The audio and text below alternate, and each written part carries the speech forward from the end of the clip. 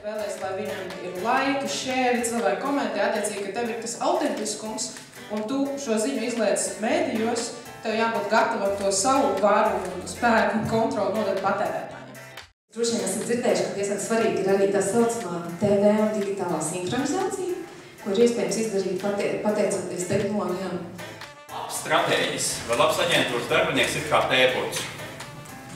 Plašs savās interesēs un spējā sadarboties un dziļš vismaz vienā lietā. Man ir tāda lieliski iespēja pastāstīt vairāk tiešām tādas praktiskas, dabas lietas par to, kas strādā, kas nestrādā, kā darbojās šie komunikācija mobila vidē. Es gribēju parādīt, kā praksē pie minētā zīmola, kas ir grāmatu žurnāls Benji Newman, mēs piemērojam. Bet nevis tāpēc, ka mēs paņēmām šo teoriju, gribam viņu piedzīvot, kā tas ir praksē, bet vienkārši tā sanāca, ka mēs to atzīstam par savējiem. Netālu mazajām sprādzītēm viņš tev pakalpo tu tā. Kā jums šeit kāda man pirmā reakcija bija?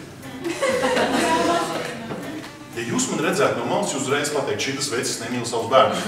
Tā būtu jūs atbildi.